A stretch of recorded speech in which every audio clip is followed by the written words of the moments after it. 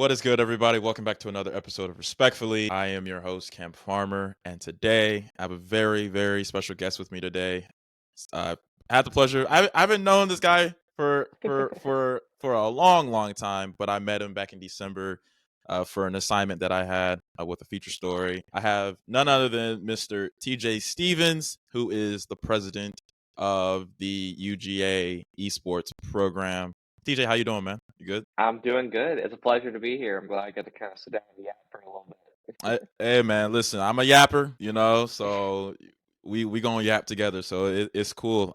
But no, I appreciate you for being on. I'm gonna get started with the show in a very different way because typically I would just start it by just asking you questions about who you are, what you're doing, and I feel like we're gonna get to a lot of that in this episode.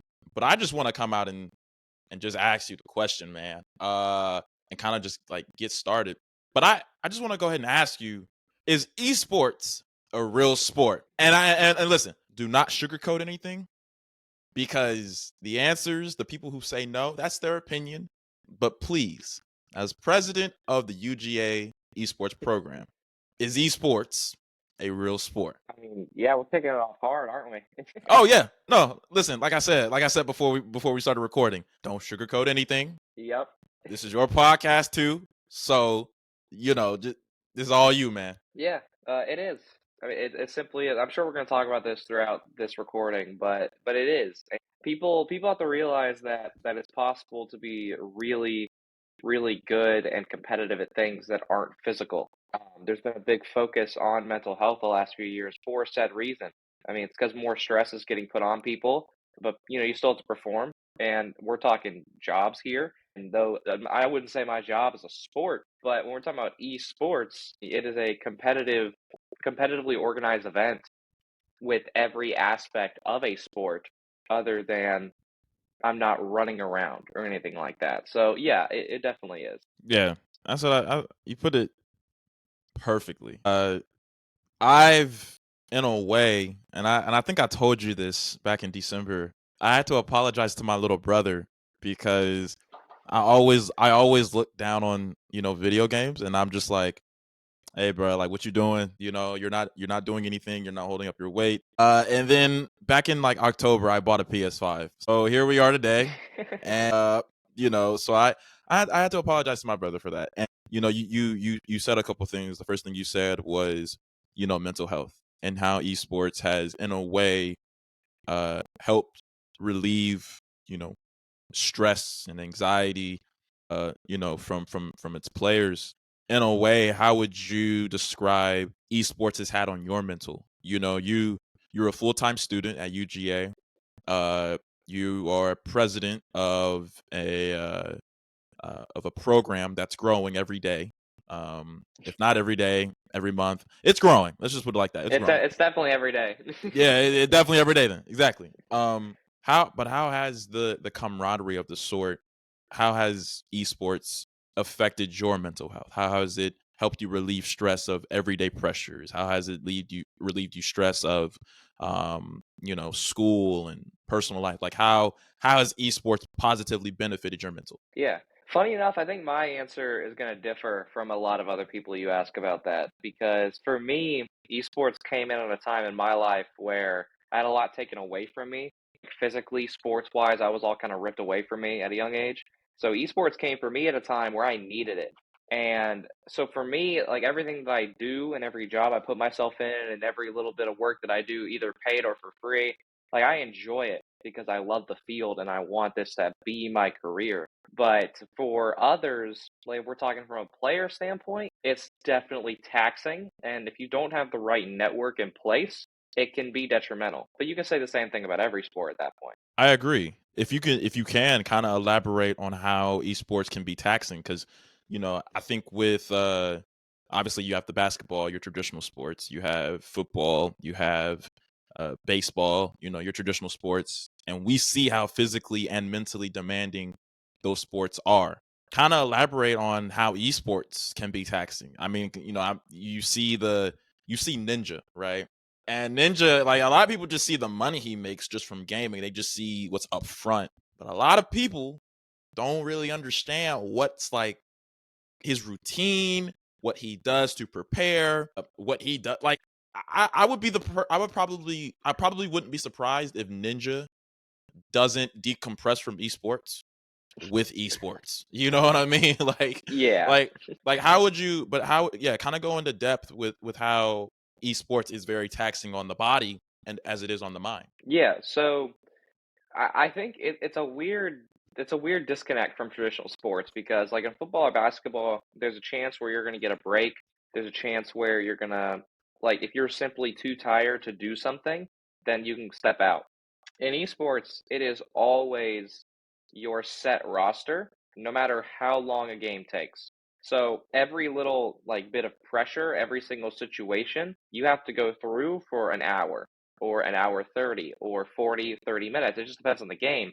But the shorter the time frame gets, the less mistakes you can make. And it's weird because also the more mistakes that you make, the less time frame the game will be. So it's basically, if you're bad, you're not going to get to make up for it quick enough. And that alone is something that I see, especially because my background's in Rocket League, and that's a game where you get 5 minutes, and if you mess up once, it can cost you a game or the entire series. And at the pro level, that's exactly what it takes is that you have to force a team to mess up once. So it's that pressure, no matter what level you're playing at, it's always on you. And that point alone makes sense because it is always on you.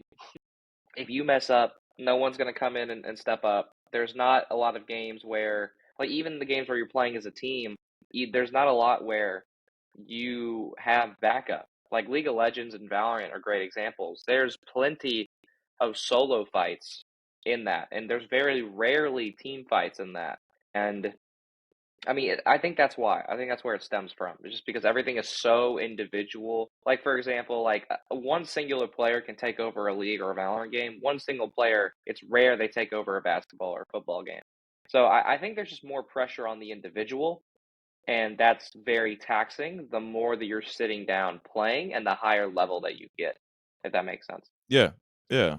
What when you talk about high level, obviously with the NBA, you have the NBA or you have the playoffs, and that's high level basketball. With the NFL, you have the playoffs, MLB playoffs, World Series, all of those things.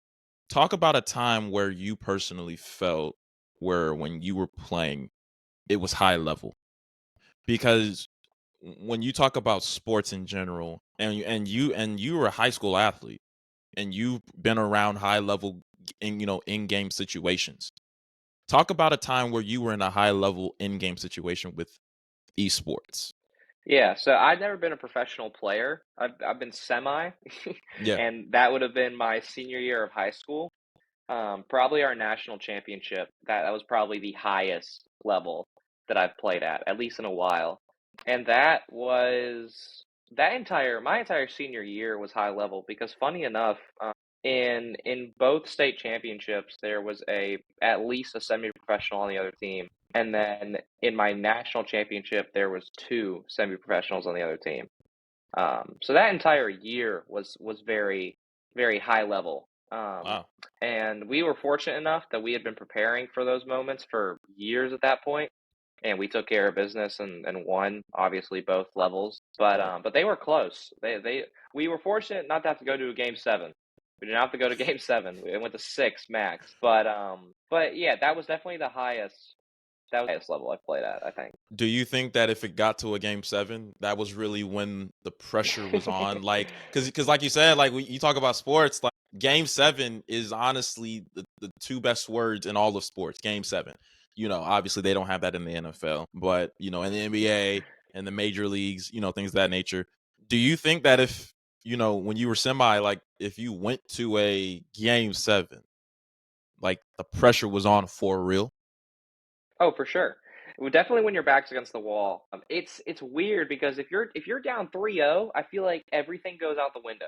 Like if I'm Yeah. down 3-0 in a series, I could care less. We're just gonna simply put it all out there and take it game by game. Right. But no, game seven, definitely if you're the team with the lead, it's miserable. Because like at least I again in my experience in Rocket League, that's a game where if you want to simply throw the mental out and just play and just put it all out there, you can do that and that's what stems a lot of comebacks in at least this esport. But the pressure in other games like Valorant or League, like you got to be pinpoint in aim or pinpoint in your attacks or placement or defense. So I kind of get lucky that I don't have to deal with that as much, and also because of how long I've been playing this game, Right. I've gotten in high school definitely. Like I for sure played worse in game sevens in high school than any other game. I think now, and especially with the way that my team has kind of had so many changes over the last 2 years, and I've kind of been the only consistent rock of the team, I guess.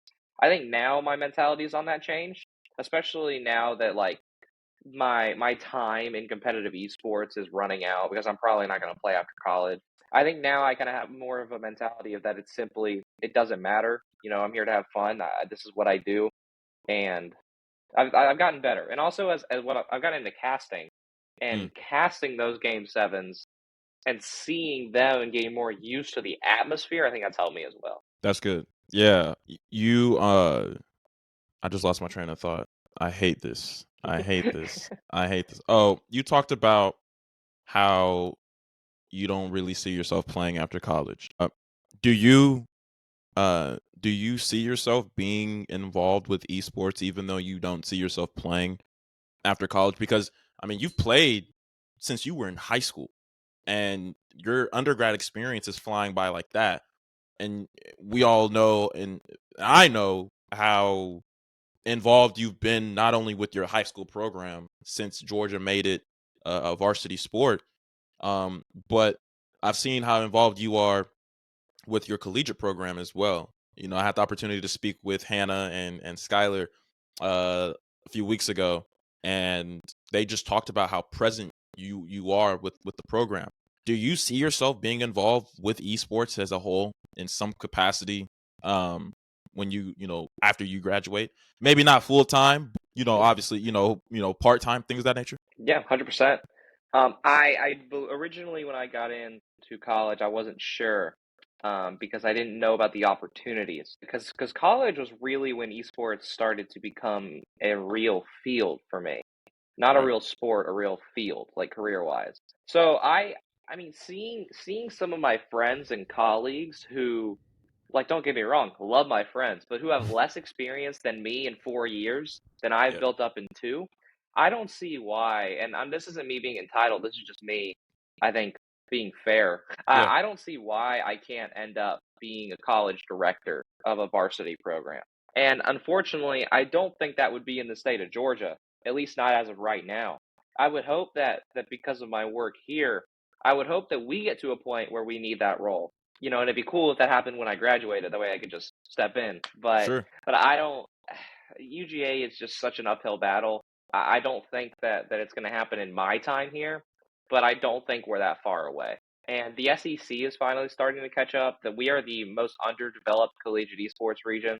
Wow. So there's a few schools who are kind of getting to lead the way. Like Auburn has built out a $2 million esports arena, and they're finally starting to really care about it, but they're still not a varsity sport. So they're still not Right. offering scholarships. It's more of a community thing, which is nothing wrong with that. Kentucky does the same thing, and it's a city funded project over there.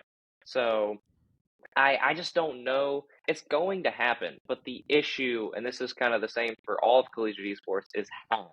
Because some programs, the school ends up finally saying, "Hey, like we need this for students, and this is important." And some schools they won't do it at all. And then, like again, like Kentucky, like the city financial credit union is the company that sponsored the lab, and Mm. then the university hopped in.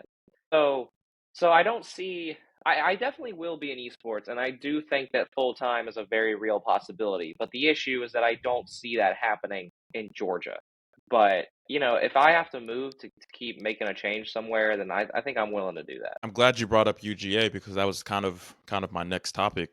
Having the conversation with you a few weeks ago, or I'm sorry, a few months ago rather, and you talked to me about how it was a challenge, especially with UGA not taking esports as seriously, and they haven't been rude or disrespectful about that, but I feel like you all would, in a way, really reap the benefits of a arena or studio, however you all would see fit.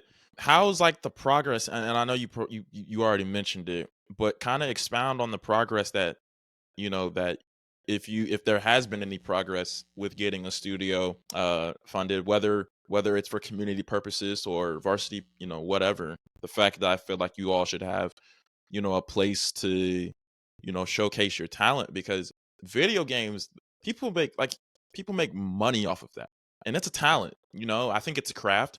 uh but yeah, kind of talk about if there's ever been if there's ever been any progress you all have made since our last conversation regarding that studio. I know Hannah had briefly mentioned it. She went to Kentucky, and Yeah, she was with me. yeah. Y'all went to Kentucky, and like they have like a an arena as Yeah, well. more than So that. they have more than that. Oh, it's crazy. You should see it. I'm surprised she didn't send you pictures. No, bro. Like I didn't. It's ridiculous. We'll have to talk about it. It's Yeah, ridiculous. yeah. No, for sure. Yeah, kind of. Yeah, just talk about the progress that you all aim to make. When it comes to being in talks with building that type of facility, rather. Yeah, so we do have a lab. We do have a space. Perfect. That's finally confirmed. Now the issue is, and I'm not going to say where yet because it's not official, Official. but Sure. um, but it's very central to campus, which is great. So the location's perfect for students that kind of go by and hang out. It's very close to Sanford, so that's always a plus. From there, so everything is great other than the actual equipment in the lab. So everything is ready to go. We just have to find the money and the sponsors to then turn around and fund the computers for the lab. So we've made a lot of progress, but the other thing to note about that too is that that progress didn't come from the university. And I'm not hating on UGA by any means, but it didn't come from the university. It came from a program within the university and a contact that I had made my freshman year who believes in esports and who That's might be crazy. one of the only people on campus who Yeah. believes in it enough. So big shout out to the lab because they are a massive part of this. But again, nobody's funding computers. So Right. we have, and from the lab, they have 7 that are usable for gaming. Granted, they probably only have a few years left in their life cycle, like probably 2 or 3. But the goal is to obviously get a full lab, and funny enough, our lab will be renovated this summer. We kind of came into it at a good time. So the Cool. space where we're going to be is going to be renovated, meaning that from there, we will have everything that we could ever possibly ask for, other than the equipment. So that's where we're at. So really good, just other than the equipment. Good. Yeah. I mean, obviously, it's a process. It's not just a snap of a finger. I really admire what I really admired about you and everything that you just said is how patient you are. Because you are very like, honestly, as somebody who is passionate, about going into broadcasting, and passionate, going into sports writing and all of that. Sometimes I'm like, bro, I want to be on television like today, like yesterday. But there is a process and everything, and you have to be optimistic, very very prayed up, things of that nature, and just hopeful of the future. But you anticipate that your day is coming. So that's really what I admired about you. When you see Auburn and when you see Kentucky, and what their school has done for them, you don't really, in a way, it's not like Georgia can't do it. They can. They have the power to just the University of Georgia. How or what's the message you preach to your program um regarding, hey, we know what they're doing. We're gonna be supportive. We're gonna be happy for them. But our time is coming. And whether it happens when we're gone, when we graduate, whatever, 15, 20 years down the road, is gonna happen. What's the message that you preach to your program regarding how to not focus what they have going on, to only control what you can control within the program? Yeah. So as players, we have rivals. Like for example, our Valorant team's got a great rivalry with Oklahoma, Right. and that's great. But from a managerial level, we have no enemies because the funny thing about Southern collegiate esports is there's already a lack of support as is. And for example, like Syracuse, I'm only mentioning them because I know their director. Syracuse decided after like a few years to finally take on varsity esports, and within like 3 or 4 months, they completely siphoned the staff of another university, almost top to bottom, got the whole staff, and then funded out scholarship rosters, or they're about to, I think. Really? So yeah, and that's what it takes, and that's what I've seen 1,000 schools who aren't in the Southeast, or the schools that have done it, or at least in this state, Yeah. are very, very small D2 or D3 schools who don't have football or don't have basketball and need something to get their students to come to the school. And all that is great and it's crazy to see. But yeah, we don't have enemies. And everybody in the club is very aware of that. And people, when they talk about esports at UGA and they go to introduce themselves, that's kind of the demeanor that we carry ourselves with. Is that, like we don't have the time or ability to fight anyone because we have nothing to fight with. Like, Sure. look, if we're a completely 100% varsity funded and we want to have rivals, so be it. But we need all the help we can get, and that kind of goes back to the university point. Is we are aware that we're not going anywhere, at least as of right now, and that's not on us because it's basically either we become a full funded sport or it's a club. Because I don't Right. see out of the club sport region, I don't see anything in that mix where we end up in a good spot, and where we're happy moving forward. And I'll talk more about that after this too. But yeah, I mean, we just can't have enemies, and so every southeastern college that steps up, whether we are the first or the last, is productive because the long term goal. Because I'm good friends with I mean just about every SEC director. We actually just recently started making group chats and talking more, so Good. I got to meet a lot of them. So I would like to say I'm friends with all of them, and we all kind of share the same opinion. Like I don't hate Auburn. I don't hate Alabama. Now, granted, if we're talking football, different story. But we're playing with billions of dollars over there, so Yeah. there's nothing to lose. But yeah, no, we're all about just building our network and building our relationships. And esports at UGA, I would love to say, and I don't have like raw stats on this, but based off what I've seen, I believe we're leading in the Southeast in terms of actually putting people in jobs in esports. Almost every alumni of ours who's held a high position has ended up working in esports, and Really? including me. Yeah, every single president and vice president has worked in esports, other than last year's president, or last like before me's Sure. president, Yeah, yeah. and then my last vice president. She was only here for a semester, so didn't really get to build a network. But yeah, no. That's So dope.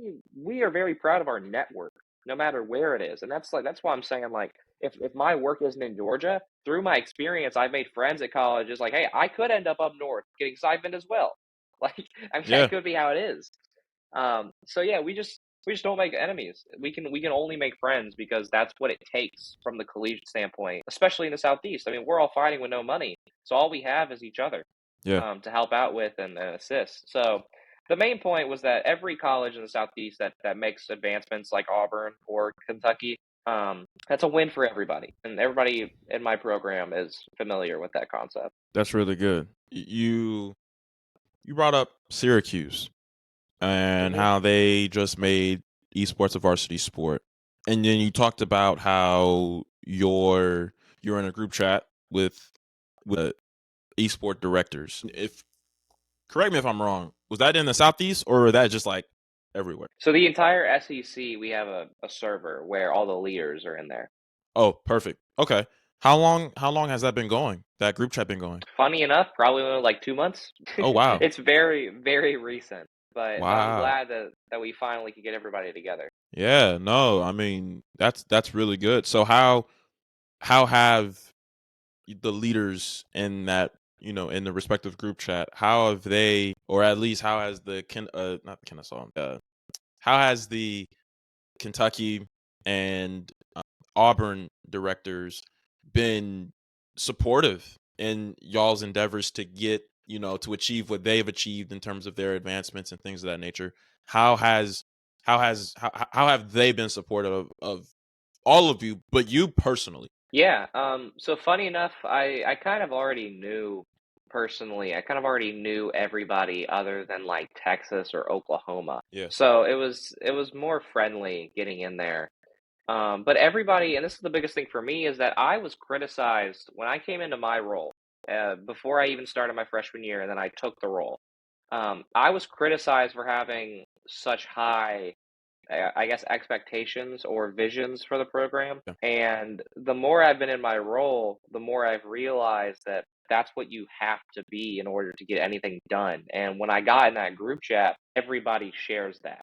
And I've never been in an esports space where everybody shares extremely high dreams, ideas, etc. And now that we're all together, it's not talking about how we can help each other individually. It's talking about how can we band together and make the SEC finally make a move. yeah, Because if the SEC, like the Big Ten did this recently, if the SEC will sponsor an esports league, it will do wonders for the colleges surrounding. Because that right there is kind of why we've seen colleges like in the Big Ten and Big 12 finally start making programs. It's because their own conference is sponsoring it, right. which makes the process 1,000 times easier than an individual college sponsoring it out of the region where there's no one else. So we think that that's the easier path is to go to the top and then watch it trickle down. And it's been cool because obviously that's a project that none of us can take on by ourselves. So it's cool to see, and it definitely makes me feel better about kind of how I take on my job. It's really cool to see. I think a lot of times our entire lives we've been told, to work your way up, to certain things. But like when you talk about how you and your group and the directors, respective directors, how you all aim to not just get the individual school sponsorship, the conference sponsorship. And when you have the conference sponsorship, that's when you can give out scholarships and things of that nature. So what kind of progress has there been made regarding going to the SEC? Have a few of you decided to establish plans to do that, or all of you have established plans to do that, along with the Kentucky and Auburn directors as well? Yeah, I mean, it's a group project because it, Cool. it's the only thing that no school is ahead on because Oh it's wow. the entire conference. So like even though the Kentucky and Auburn have spaces, that still doesn't put them ahead in negotiating with the SEC because that is something that every school must show interest in. So it's definitely a group project. It's very early because it's only been like a month since that whole thing has kind of started. So it's still very early. Not a lot has been done yet. I mean, the we are just kind of finalizing the plans for what we envision the league to look like. Right. And we're kind of just making sure that we hammer down the right details so that when we then go to present this or email somebody, that it's actually going to go somewhere and it won't be shot down. So what does that project entail? I know it just doesn't entail a poster board and a bunch of facts and stuff like that. So what kind of talk about, if you can, because I Sure. know a lot of y'all are, listen. We don't gotta talk about it if it's secretive. You know what I mean? It's totally cool. But what does that project entail? Does it entail graphics, surveys, or something like that? Interviews? Like what does that entail? Yeah, I'm looking to see if I can pull up. We have a document somewhere in here. I'm not going to read it off word for word, Yeah, yeah, for sure. but I mean, right now our conversations are all about top to bottom. How do we want this league to look? And so each college has made wish lists on what they want to see, and we're kind of building around that. So, like for example, like what I was suggesting is that we need like a competition committee. Like we need a committee to help make decisions on the league and how it's ran, et cetera, et cetera. Like Right. rules, rulings, like all that stuff. So a committee. That's something that all sports have. And then I talked a lot about content and how we can promote the league so that it can socially land instead of just something that is only in the SEC. That's something that the Big Ten does a really good job on, and people actually tune in to watch it who aren't from there. And then my biggest thing was that the schools and the programs and the students need to be involved in the creation of rule books, guidelines. Let us be a part of sponsors. Like we want to build the league for the right reasons. And I worry that if this becomes a project that gets handed over to the SEC, then it won't be built like that and it won't be sustainable. And in collegiate, that is a buzzword because it's so important. And then all the other schools have different preferences on maybe which media, like who covers it. Maybe it's streamed on an official network, more about playing into the fan bases, having an all women's league on top of the normal co-ed league. I could go on for hours from what all the schools suggested, but yeah. So we're very early on, but the ideas are flowing in just about every possible way. I mean, there's 6 pages non double spaced of this stuff. So yeah, we're definitely banding together. That's for sure. My guy said it's single space, all 6 pages. Yes, sir. Yes, sir. So I wanted to kind of shift gear. By the way, good luck on that. Please keep me posted about that because For sure.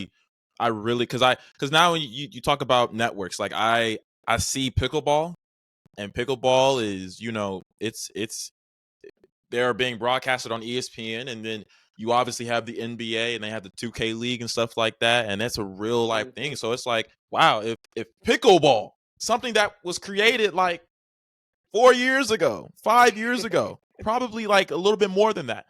Whereas esports has been around for years. If pickleball can be broadcasted, then why can't esports? You know what I mean? I kind of wanted to shift gears. You brought up women. Had the pleasure again, like I said, I had the pleasure of talking to Haley and Sky a few weeks ago. Esports is it's really in a way it's like sports, the entire sports industry, but it's its own avenue. One of the things that and I briefly mentioned this to you earlier, how you've done a great job of being present. Sky brought to my attention that you Sky and Hannah both said that, excuse my language, mom, I don't know if you'll know if you'll see this, but Hannah stated that you have a no shit policy. Like you take no bull jive whatsoever. People from people in the program, from people outside of the program. So what do you and Sky also talked about how you've not only done a great job of including women, but you've done a great job in establishing your program listening to women. What or how are the principles of your leadership? What were, and this is personal, this is a personal leadership. This is also about your collective leadership as well, because it's not just you. What were the principles and the values, like what inspired your leadership to be like this? Like what, it could be anything. Like it could be, I don't know, like Star Wars or something like that. It could be literally the smallest thing that really inspired, because you think about it, and it's really good that you as the president, but also you've established like this mindset of, okay, even though I'm the president, y'all are also decision makers as well. But even though I'm the president, I'm the head honcho. I know I got my advisor, and we respect the advisor, but the advisor's not the president. The advisor just advises me on certain issues and things of that nature. What were your, and you could speak on your and the rest of your leadership as a whole as well, but what were your principles and values? Like what inspired your leadership to act the way that it is? Because Yeah. you know a lot of leadership, you see it in the business world, they're corrupt. They don't do, you know what I mean, so what inspired your leadership to be inclusive and things of that nature. Yeah, so I was very fortunate to have two really good mentors. Actually, three. My high school coach, my high school county director, and my father. So all coaches in my life. And it's always my dad taught me competitive. And Mm, that's kind of where the I guess harshness comes from. I don't think I'm harsh. I just think that I like to get stuff done when they need to yeah, get done.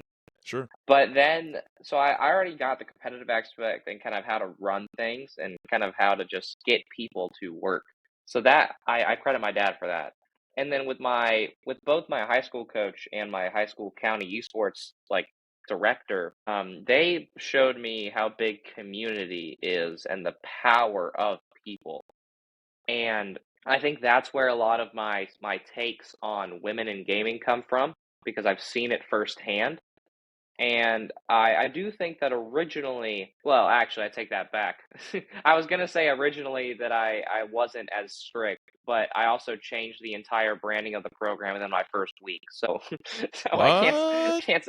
Yeah, we changed our logo 2 weeks in That's to when I crazy, when I took dude. over because well, yeah, because it was miserable. Yeah, no, I understand. I um, understand. so I won't say that I haven't always been like that, but I don't. I will say that I don't think I do it solely like I would say people think of me as aggressive because I'm glad that Sky mentioned that we always listen because that's not something that I only do. I do think that that's something that I took into this program when I was building my team, but I chose people in the team who have the same ideals as me. So I'm glad that she mentioned that we listen because that's one of my biggest things. And I just talked with Sky with some internal things with the club recently, like that. I'm always willing to listen, and I like my officer can look me dead in the eyes and say that I'm terrible at something, and it's my first reaction isn't who does she think she is? Because Right. like I'm not on a pedestal morally. Like maybe I am the leading figure, but I don't do this for me. I don't like granted, yeah, resume, I do want a job in esports, but what I do at esports at UGA isn't for me. If anything, it's been more detrimental to me, putting all the stress and pressure on. But for me, seeing the community come together in events, for games, for streams, for major tournaments. I mean, we have communities who will travel together. Our Smash community has gone to Atlanta probably 1,000 times at this point for Wow. conferences or tournaments. And so for me, that's where that comes from. It's because the community drives this. This is not a TJ operation. It's a UGA community operation, and we're all in this together. And hey, maybe if we had like 100 people, maybe it'd be different. But when you reach 2,000, it's like I have to listen to them because they are going to be Right. who decides if I'm in or not. Really, like if I'm gonna get overthrown, it's gonna be by them. So yeah, I mean, it's and all jokes aside, it's all about the community. That's why I do this, and so that's why I also think that I fight so strongly for them. I think that's where the no shit policy comes from, is because I just want Yeah. to see the best for us. And that's not me being aggressive. That's just me saying, hey, I know the value that we have. It's just a matter of who's going to finally start to respect it and partner with us to then do more for the community. So I think that's Yeah. where that comes from. Definitely my mentors and then my actual experience seeing people. No, that's deep. I think you talked about you don't think you're harsh. I don't think you're harsh at all. I just think you have standards. Hmm. And a lot of people confuse having standards with, you know, oh, he's too mean. He's asking for a lot. Like why is he always picking on me? Like no, it has and I think with anything, and if it does kind of come across as if you're being harsh, it's because you care. And that's something that's sort of like if you honestly think about it, that's sort of a lost start nowadays. We have too many people out here, doing certain things that they don't care about and they're not authentic with. How has how has how have you been able to live up to your authenticity when it comes to esports? Because like I said, like esport and I've seen this and I literally apologize to my brother, like, and I know I mentioned that, but I literally he's really like he's right across the hallway. I could literally he's like, hey bro, like did I really apologize? Like, like I really mean that. In an age where social media in a way guilt trips you for being where you are in life, even though you are making strides and making an effort to pay your dues, to earn your way in this world, how have you been able to live up to the authenticity of who TJ is? How have you been able to teach the members of your program and your leadership to be who you are unapologetically and authentically and real, you know? Yeah. So Funny enough, this is actually something that I just talked about recently with some other podcast people. But I don't know if for me personally, hold on, my audio is bugging like crazy. Oh no, you're good. You're good. All right, so I don't feel like that. Like I think I do a good job of teaching and mentoring and being an example, but personally, I don't know if there ever will be a point. I don't like for me, what's made me who I am is that it's never enough. Mm, And that's good and bad. Good because I'm always, in my opinion, I'm always improving, and I've always been lucky enough to find myself at a point where I've been on the up.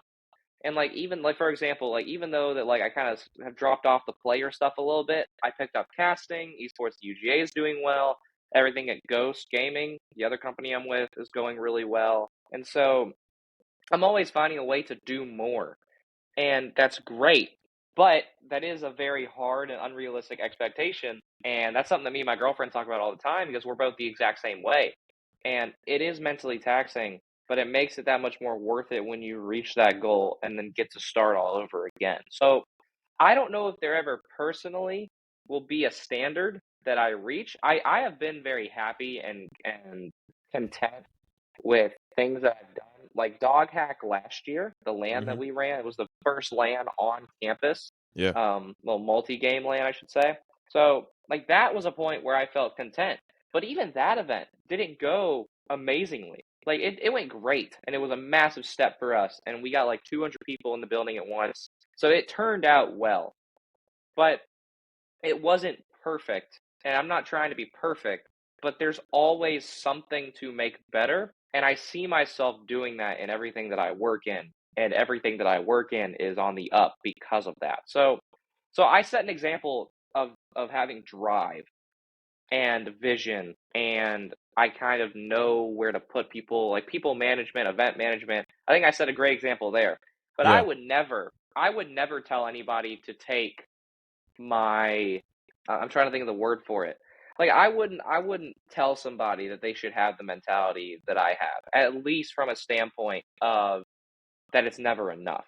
I think that you can be driven without that mentality, and I think that is like the perfect leader mindset, and that's something that I'm willing to admit that I don't have, and that's okay because I'm still like I'm fine, I'm doing good. I'm not hurting myself or putting myself in situations where I will get hurt, and there's balance to it. But it takes, and I'm not trying to like harp on myself or anything, No, but it you're takes a good. special person, it takes a special mindset and person to balance that. And I think given my experience, I can handle it. But it's not for the average person. My like, and obviously my team and my server knows this. My job is not for the average person. Mm, I I love my leadership team and I love my program, but there's probably less than like 5 or 4 people who could do my job. And that's not against anybody. It's just because of how demanding things are. So right. yeah, so I wouldn't personally I'm doing great, but there is always more for me to go do. And I'm still so young that there's always going to be something for me to go up to or go next. Even when I do end up getting my job, especially if it is in esports, then there's always going to be a team to beat or a player to get or something internally to improve. But I think that's what makes certain leaders great. You just have to have that drive, and it's more about you just gotta stick your head down and go forward. Kind of just stick a shoulder out, I guess. But Yeah. but yeah, so I think that makes sense. Yeah. No, it definitely does. I hear you. One of the things that you said that really stuck out to me was how you've always been a student of learning. And I think with anything you as leaders, it's very, very important to surround yourself with people who aren't gonna tell you what you want to hear. I mean, I guess you like that in terms of a social setting, but It's not what's like needed. that's not Yeah. what's needed. You know what I mean? And I think when you are a leader that you speaking for you are managing 2,000 people. That's a lot of people. Ladies and Just a few. gentlemen, ladies and gentlemen, I don't think people actually understand how much 2,000 people is that's a lot of people. So in a way, how you've really done a great job of having this mindset of like, okay, I know I've done a lot, and I know there's some people that like what I've done. But for those people that really don't like what I've done, who cares? I'm happy with what I've done. You know what I mean? But there's always a way to improve what I've done. There's always a way to being better. And listen, it's like shooting your shot. You miss 0% of the shots you don't take. You know what I mean? Yeah. So and I guess this is my last question. What what's your why? In terms of esports. Like we see it at face value. You are esports. But what is your why? And how does your why affect your future? You know what I mean? Yeah. So I'm glad you said that. This is actually an upcoming point in my TED Talk. So I've gotten to kind of internally reflect on a lot of this.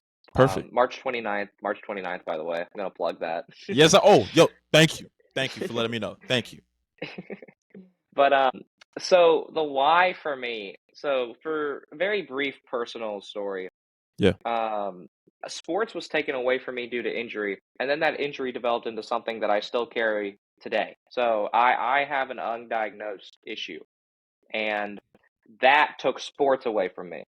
And I know the place that I was in, given the age I was at, looking to be a part of something. For me, esports is probably the only reason why I am who I am today. At least in terms of being outgoing and as a leader and the experiences and the places I've gotten to travel. Like my life arguably rested in the hands of esports when I was younger. I think now I'm at a point where I can start finally branching off to do more. But esports was a coping mechanism almost for me. And the more that I climb and the more people I interact with, and especially with esports at UGA doubling over the last year, I've gotten to talk with so many more people and learn their stories and how they got involved. And I'm starting to realize I'm not the only one. And then my job becomes national, and I've even gotten to get involved a little bit internationally. And again, the more people I see, the more stories I hear, and the less alone that I feel. And I know that I'm not the only one, but then I know that there's people who were like me everywhere. And those are people who maybe do play games and they feel exiled because of how esports Yeah. is viewed, and we're working on that. Or it's people who don't know they need esports. I would have never pictured myself in esports when I was younger. Never at all. I always thought traditional sports was my route, professionally or as a player. Granted, I don't know about the whole player thing. I don't think I was going to the NFL. But I know there's kids out there who were like me, who are struggling, and those are kids who play games, or those are kids who don't. And I realized that they need to realize that they need it, and the only way that we can do that is if in our local communities, because that's where it's got to start, Right. that we are available and we are a resource. And to see kids come into our program, I mean, Hana is a great example. So obviously, Hana was very like she's a content creator. She did amazing coming up to esports at UGA, and she was going to make it no matter what, in my opinion. But I do think that we helped accelerate her path because she joined esports at UGA, and then me and her became really close and still are. And so she then got involved in a high end at esports at UGA, which gave her a platform in the collegiate scene to speak from. And then with my involvement at Ghost, Anna then got involved at Ghost and then got signed as a content creator and literally just won Scholar of the Year at the Game Her Awards this past weekend. What? So yeah, massive award, which that was awesome at that award show. I got to go and support her. Dude, that's It dope, was man. great. Yeah, and she deserves it too. Yeah, And no, for I sure. do, and she was going to get her awards. She is talented, but I think that because of her coming up through esports at UGA, we made it happen in 2 years, and I'm very prideful of that. And I'm even more prideful of what we can do for more kids. And it doesn't have to be college kids. I mean, I would love for kids and families to come to our events and see the power. I mean, my parents didn't start taking esports seriously until we were on the hour and a half road trip to Atlanta to go play in a state championship. What? And yeah, yeah. So like they, because like they were like, oh, this is cool and all, but Yeah. they didn't see it and that's what it takes, both from the parents and the kids, is that you have to see it to believe it. And esports is slowly getting there to where it's more notable than that. Right. I don't know when that point's going to come, but it's up to us as the local communities, and especially esports at UGA, who is arguably a leading figure in our region. Because we're not in Atlanta, we're not in Metro Atlanta where it's taking off. Like I'm in my home county of Forsyth right now, and we are arguably the home of high school esports. Right. Like we're arguably where it started. And so I know our region's taken care of. I know Atlanta's taken care of.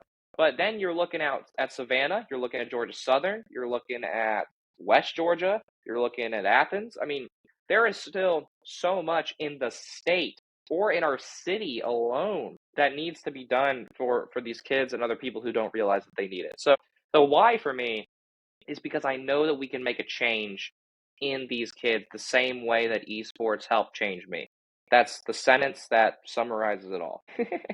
That's really good because when you ask people what their why is, it's kind of hard to they don't really have an answer. And I have the way I see it, if you have a why for something, if you don't have a why for something, you're probably in the wrong profession, you know. And one of the things that I kind of dislike, and I know I keep bringing up social media, but one of the things that I kind of dislike about social media, and particularly YouTube. You know when when YouTube has their ads and stuff like that, and they're like, "Wait, before you go to your video, I want to show you about this e-commerce thing that I learned."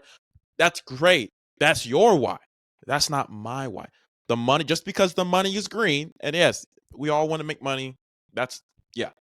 But if it's in a industry that isn't my why, I think I'm gonna be more miserable than I actually initially planned to be. It doesn't feel right. It Like doesn't feel right.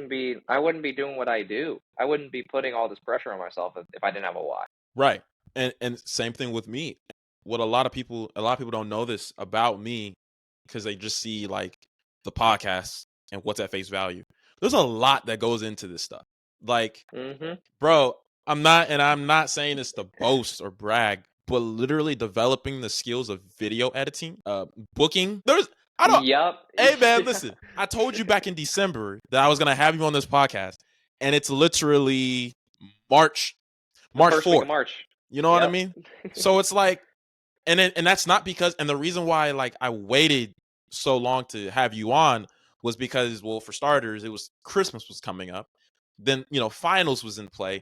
And then I also had initially promised other people that they would be on as well. So it was kind of, I typically like reach out to people like 2-3 months ahead of time, like, hey, letting you know you're gonna be on the pod. But I feel like booking may not be an art to people, but when you're doing it yourself and when you're video editing yourself and when you don't really, as of now, like I don't have a team. I mean, my parents, my family, they're really like, you know, they're really helping me, become better at all of this stuff as managing as a business and stuff. But like all of this is me, bro. Like, and I enjoy it. I enjoy staying up to like 1 a.m. editing. Like I enjoy staying up till like, midnight looking on Google or Twitter for memes that I could use in the videos that I insert like in my reels and stuff to become more engaging. I enjoy it. And all of this, I'm not even getting paid to do this. Yep, me You too. you I feel tell you. the character, you can really tell the character of a person when they're working at something where they're not getting paid. That's just how I see it. And that's no shade at anybody. But it's the truth. And I love this. And really to create a platform where it's accessible to everybody and they feel like they have a voice. And that's why people like you are on here, because you've like talking to you back in December was like, wow, like you have a lot of insight that I really feel like, you could, I think everybody should hear. So it's not easy. I mean, I ain't managing 2,000 people. I'm cool with that. But nah, you like, you're doing the dang thing, bro. And I want you to know that like the work that you do on a daily, like it's not going unnoticed. And I think that this spring break for you is is so deserving, bro. Because honestly, I feel like you deserve a trip to Cancun. I ain't even gonna lie. You know what I'm saying? Like, but Yeah. you're Funny, but you funny enough, my one trip I am going on is technically a work trip. Funny enough, so really. yeah, Myrtle Beach. I'm casting a tournament, so Wow, bro. See, that's what yeah, I'm talking about. Like, which no complaints. yeah, exactly. Why? Because you love it. It's your why. You know what I mean? So Yep. that's really, really like really cool to see, man, and how you've been able to manage the pressures. And you talked about it earlier, how you've been able to manage the pressures of the demands that come with being the president, that come with being the voice or a major voice of your leadership and the program in and of itself, while also collaborating with other directors in the region to bring the attention of, hey, esports is growing. We need bigger space. We are grateful for the space we have, but I feel like we need a bigger space. And y'all are attempting to bring that not just to your individual schools. You're genuinely going to bring that to literally the most dominant physical Power Five conference on the planet. That's the dream. That's the dream. Like, that is like, bro, like, hey man, you got that. You got this on lock for real. Like, that's you, man. But no, dude, that's really, really amazing, man. Unfortunately, we are out of time, but this is not the last time you will be on here. Like, I really want to have you on. Also, hope to have Hana and Sky on as well, because it was such a joy talking to them as well about it. But yes, we are out of time. But I will keep you, like, please keep me posted about your TED Talk, because I would really love to tune in for that. And also, yeah, I'm gonna have you on again. Hopefully next time with you, Hana, and Sky as well. Yeah. So, and for those of you that don't know Hana and Sky, like, so when I was doing because it was a feature story that I was doing for class, and I used the same platform. I used the same platform for them, and I was the only person that was on camera, and they were like, "Well, do we need to be on the camera?" I was like, "No, you really don't. Like, it's totally cool. Like, no worries." But like, just talking to them was like, man, like, I really think that you all should be on the pod soon, because you all gave so many so much insight regarding, I wouldn't necessarily say obstacles, but what y'all have had to endure as women in a male dominated industry. And Mhm. that's no shade to some of the males that is in the industry. There are males that are very inclusive. Like, we just had a whole conversation about how inclusive you are, things of that nature, your directors and stuff. But there are others, i.e., these businessmen who create these tournaments, who absolutely have no idea or no experience and actually being in an esports environment, like, as a player. They're just creating the tournament because they have the money. And they've felt looked down upon, women have felt looked down upon because they felt like these men, they can't, they just see the money. They don't really see what's at face value. You know what I mean? So yeah, Mhm. no, I really want to have them on the pod soon. But yeah, brother, I appreciate you. I just got your text, by the way, so we're good. But Yep. yeah, man. Do you have any other questions for me? Are you good? Everything good? I mean, yeah, no, I'm just very happy and blessed to be surrounded by an incredible leadership team and some mentors in my life who have helped me kind of get to a point where now, instead of me being the one learning, I can be the one to teach. Sure. And that's probably one of the most important aspects of my career, is that now I can help inspire others. And that's the dream. Even if me and my team aren't the ones who make the change, it's inevitable. Yeah. And that's again, it's a point of my TED talk that I make, is that esports is inevitable, and UGA in the future will have a varsity esports program, and that's not a crazy thought to say. Maybe Yeah. right now it is, maybe in the next couple of years it is, but it will happen. It will happen, and it takes people who are willing to lay down and be the bridge for those to cross over and make the change. So if that's my role, so be it. Or if I'm the one making the change, I'll be ready for it. But time will tell, and I'm just glad that I get to be in a spot where I get to do what I love and inspire others. Absolutely, man. Like, I mean, you said it again, bro. Like, retweet, you know what I mean? But no, that's really good, man. Like I said, I'm proud of you. How you've been able to maintain your composure, how you've been able to take in, be in the moment, being proud of the people that you're managing. So you're doing the dang thing. And when UGA adapts to the model that esports will be a varsity sport, I'm not gonna lie. I'm gonna be the first person to call you. Like, the esports really just is it really at UGA right now, bro? Like, we were just talking about this like years ago. So I will be the first person to call you. So Yep. yeah, man, you're doing the dang thing, bro. I'm proud of you, like I said. But yeah, if you have my number, if you need anything, I will, ladies and gentlemen, I will have this episode uploaded within the next week, within the week. And yeah, TJ. By the way, I need to get your Instagram. So would you like to be a collaborator on the post or just tag you? Yeah. Okay, No, that's fine. perfect, I'll drop that for you. perfect, awesome, man, awesome, awesome. All right, ladies and gentlemen, I appreciate y'all for tuning into this episode again with myself and special guest, Mr. TJ freaking Stevens. The man's birthday. Your birthday's tomorrow, right? Literally, yeah, literally tomorrow. Yes, sir. Big 20. Y'all wish this man a happy birthday, man, when y'all get a chance. But yes, y'all be on the lookout for this episode that drops, and I will see you all soon. Y'all have a great week. For those of you that are on spring break, please be safe. God bless y'all. Love.